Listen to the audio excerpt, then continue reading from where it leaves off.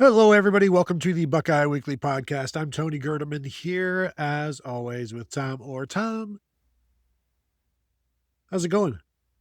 Get your foam fingers ready, everybody. Ohio State is number one in the nation, according to the Associated Press and also the coaches. Tony, don't even bother playing the season. We know how it's going to go. Tom, if you want to crown him, go ahead and crown him. But hang the banners. As we know, Ohio State opens up the initial preseason poll, the only preseason poll for the AP this year, with 41st place votes. Oregon is second with 14. Indiana, which is ranked sixth, again, high number of first place votes with 8. Notre Dame ranked fourth with 6 first place votes, and little old Miami at 7 with 1 first place vote. Tom, the last time the SEC did not have a first place vote, it was Ohio State's fault. That was when they had all of the first place votes back in 2015 preseason. So, yes, Ohio State once again, for the first time since then, the number one team in the preseason poll. Yeah. And, I think there's an interesting question about, does this say more about Ohio State or does this say more about the rest of the country? Because obviously the first place votes are spread kind of around all over the place. And so I don't think this is like this is definitely not Ohio State as a unanimous number one. And, there's a whole separate conversation about, boy, howdy, are a lot of the teams close to the top of this poll also on Ohio State's schedule. But I think this is sort of maybe the pollster or the poll voters sort of looking at what could be a relatively wide open year where you could have 6 to 8 different teams that have legitimate national championship aspirations and kind of shrugging and going, I don't know. I mean, Ohio State tends to be good most years, so they're as safe a bet as anyone to be number one preseason.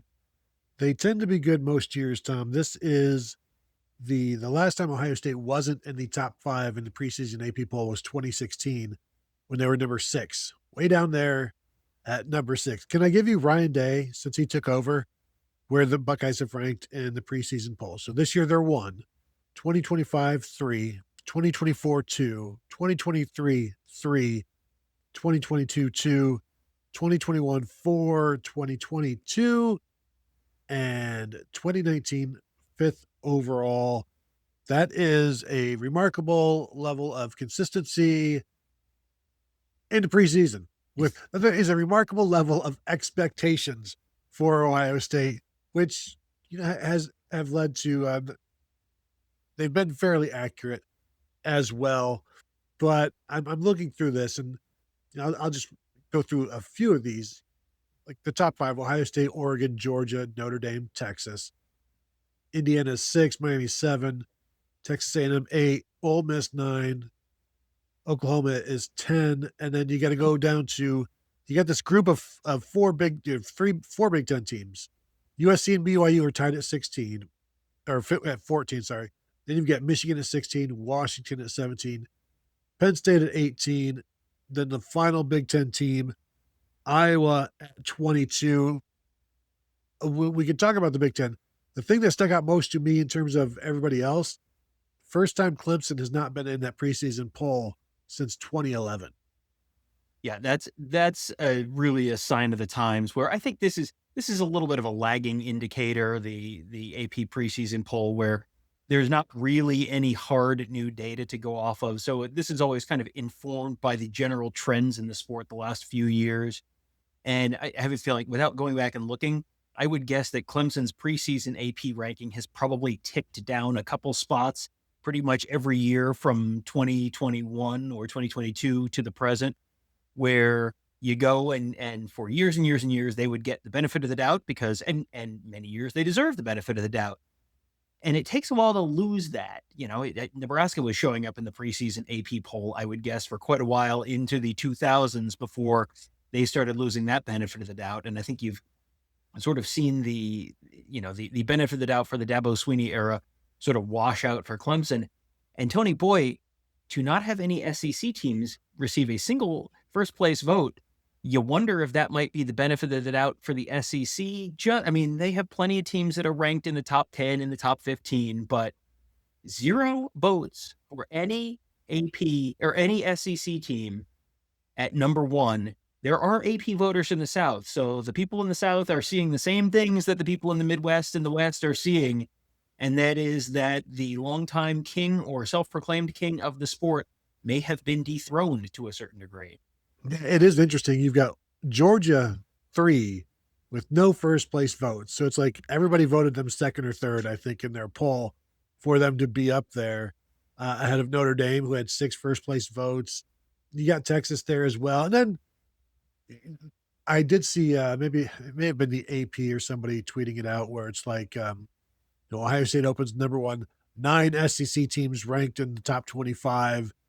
And it's like, okay, yeah, okay, that's a lot. But the fact that there's no number ones when there are so many other number ones, or there are 5 teams getting number one votes here, and the SEC not is, I think it's clear. And you look at the coaches poll, they had Texas was the only other Texas and Georgia both got some first place votes from the coaches, but the AP is like, I want to see it now. I think it's interesting that they've gotten to the point of I need it to be proven for me to have you at the top. Now, I'm guessing if you're still talking head to head, you're going to see a lot of those voters who are going to side with the SEC because, and but yeah, it's interesting that you've got 5 SEC teams in the top 10, but not a single one of them garnered a vote. And maybe that's Miami and Indiana's fault more than anybody else.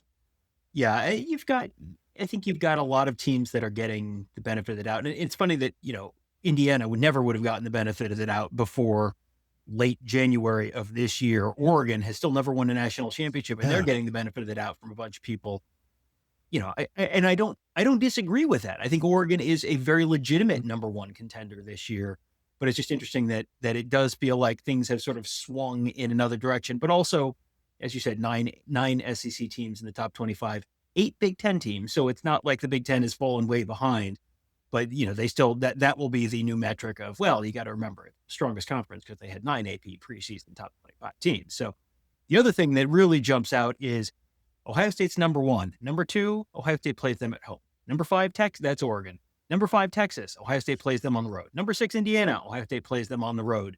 Number 14, tied, USC, Ohio State plays them on the road. Number 16, Michigan, Ohio State plays them at home. Number 22, Iowa, Ohio State plays them on the road. That is, go through anyone else's schedule and 3 top 25 teams on the road, including 2 of the top 6 on the road. That is, you're going to hear whoever, Georgia and Texas are the 2 SEC teams that are ranked that high.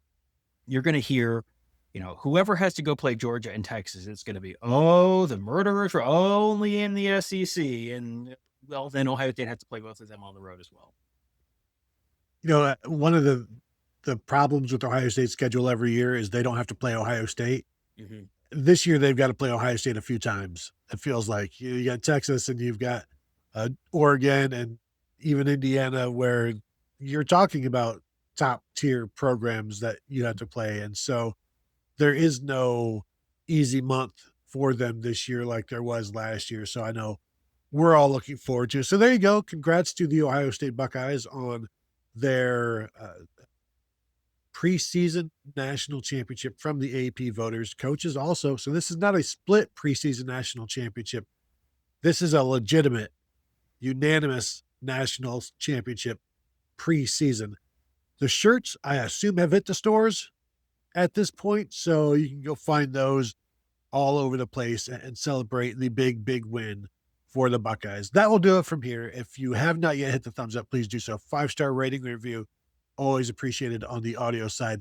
And the absolute best way to support us is to find us over at BuckeyeInsiders.com, where we are talking about this, talking about fall camp, talking about stuff we're hearing, talking a little women's basketball, talking a little men's basketball as well. If it has anything to do with Ohio State or whatever else, for the most part, we are discussing it in a calm and collected manner over on BuckeyeInsiders.com, and we would love to see you there. So that will do it from here.